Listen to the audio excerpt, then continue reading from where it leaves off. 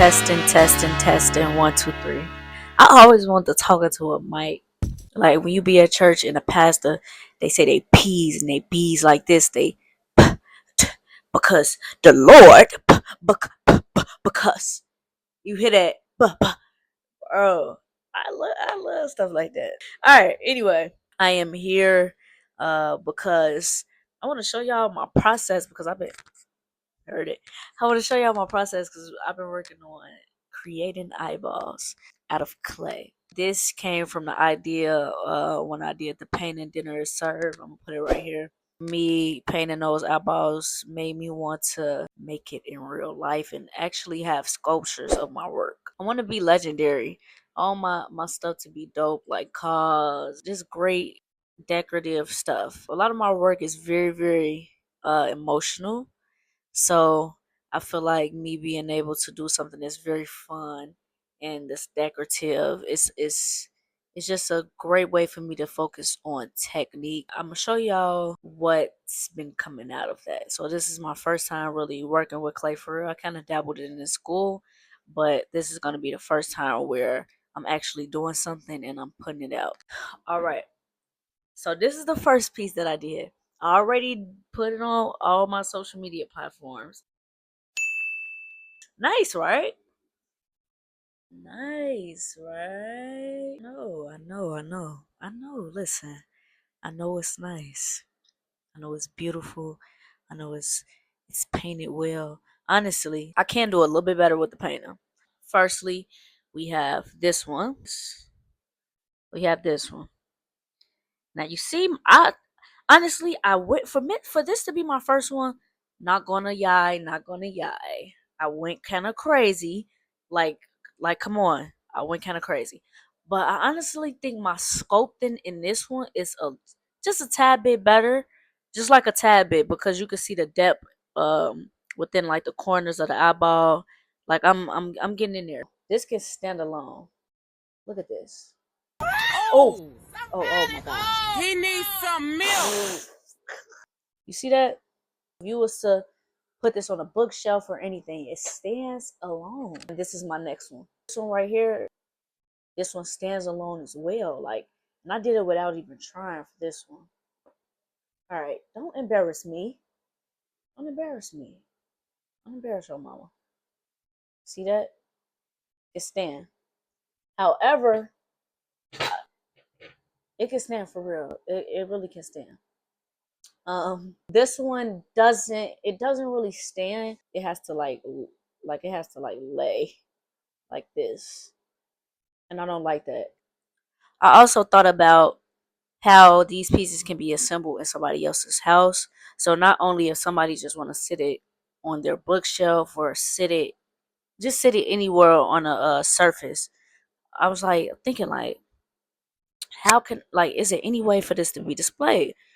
So my friend, she told me that I should like create it to where it can like hang. So when she said that, I'm thinking, oh, like put a hole like in the top so it can like an ornament. That's what I kind of thought she meant. From her saying that, I was like, oh, what if it could just like sit in the wall like by itself? I was thinking I could probably just like build around it and have a hole in the back, like a nail in the back, to where it could just sit on the wall like this. You know?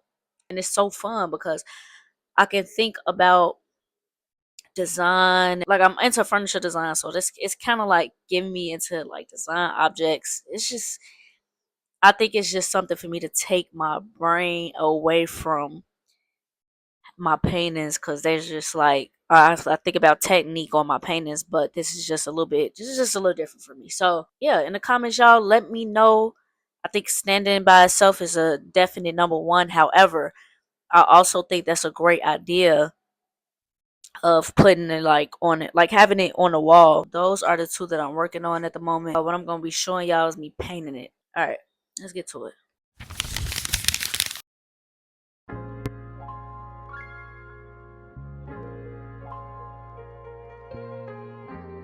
With this piece of clay, I'm trying to make a really thin layer so I could put it around the eyelid and that's why I cut it in half. This is gonna go outside the eyelid, adding a little water to help it stick so it won't crack. Usually, to help with this, I make like a glue. The glue is basically clay and water mixed together, and it just helps with the sticking. Using this technique helps with the drying process, because if you use too much water, you don't use enough water, it can hinder the drying process and it can make the sculpture crack.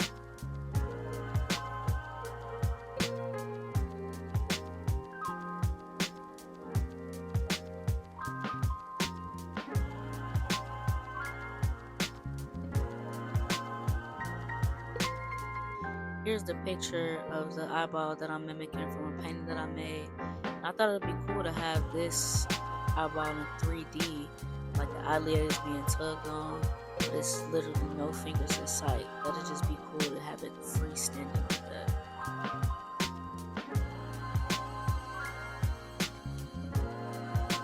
Now, this is where we get to the nitty gritty. This is one of my favorite parts after I get done sculpting it. Sorry I didn't show y'all that part. I learned using an X-Acto knife kind of helps with the depth and creating those small creases within the corners of the eyes.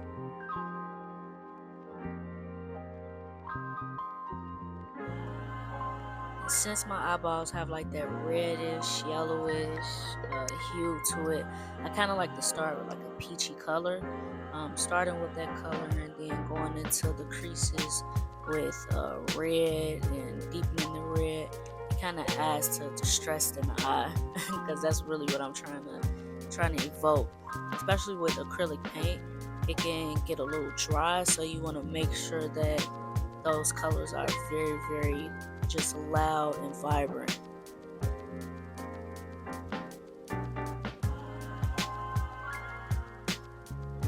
Painting on clay is very, very new to me. This is a new canvas, so it was a little hard to kind of jump start in and get it to blend in my flesh tones and getting everything exactly how I want it to be.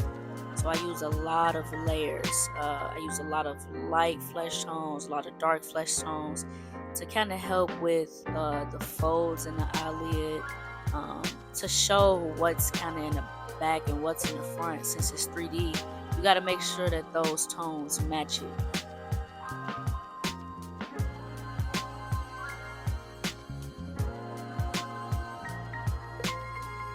And again, acrylic paint can get very, very, very dry, especially painted on clay. You don't want to use too much water, but you want to use enough water that's going to help you blend these flesh tones to make it look realistic. So as you can see, I'm just layering and layering and layering this paint just so I can get my desired highlights, my desired shadows, and to make it look just realistic. We don't want it to look too flat, but we also don't want it to be hyper realistic, in my opinion. But to layer those paints and kind of show within each other. So you may have paint that's showing from the second layer, and then you might have paint that's showing from the last layer. But I think layering these just helps with that depth. It helps with it just looking like real life. It's funny because I'm taking the techniques that I use in my oil paintings and I'm bringing it to the sculptures within the painting aspect. I'm making sure that those creases of the eyelids are darker, just to help with the depth. And it was kind of hard getting into those crevices because it kind of messed up what I already painted. You can see the brown on the eyeball.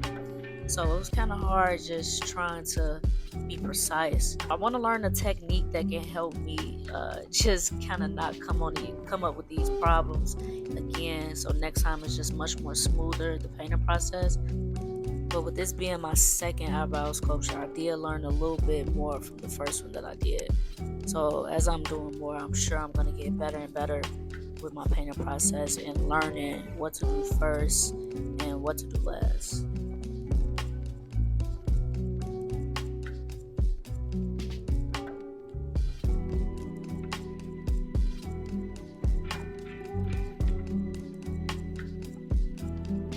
Right here I'm going back in with white, kind kind of like a yellowish white, and I'm blending it in with the pinks and the reds just so it can have that realistic effect. This is the most fun. Like, this is the funnest part about this 3D sculpting. Like, just painting it and bringing it to life and bringing it exactly how my paintings are. I love to add a little bit of yellow within that eyeball. Somebody said look like they got jaundice. Is that how you said jaundice? Let me see the pronunciation of this word. Give me a second. And I did in fact pronounce it right. But now I'm going in with a brighter white just to help bring out that natural color in the eye.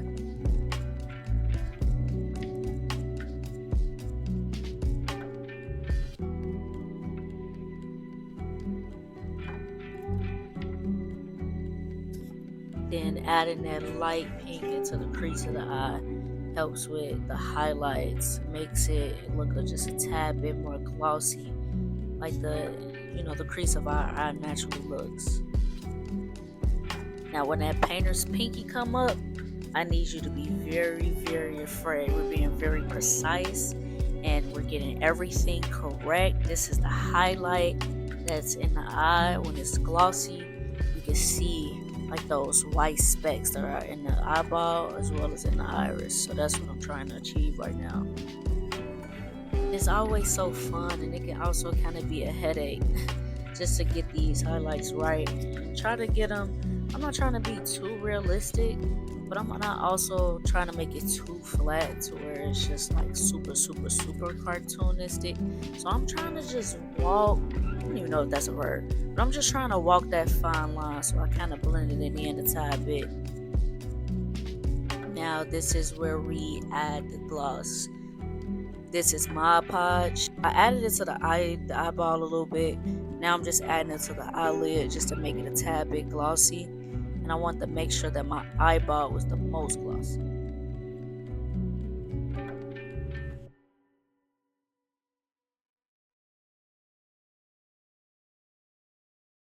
One, two.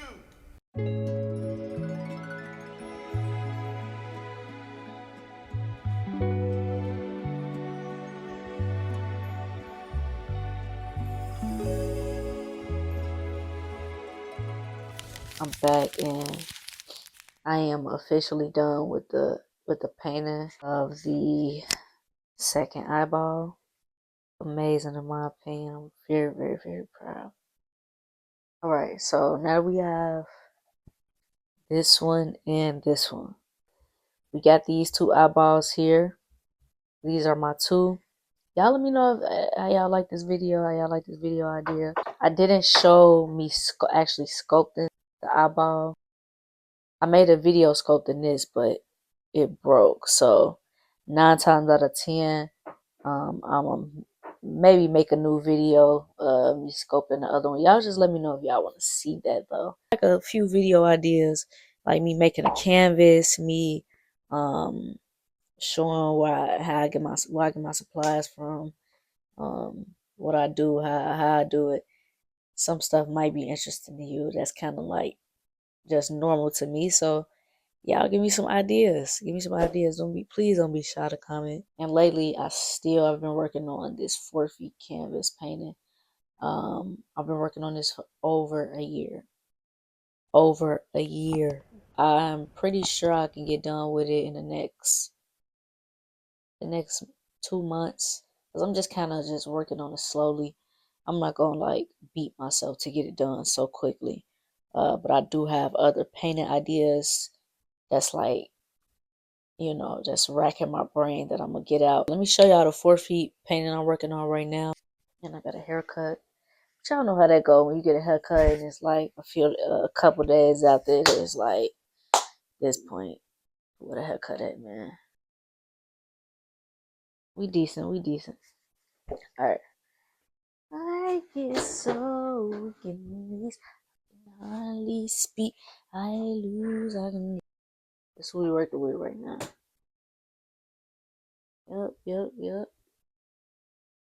Emphasis under the beard.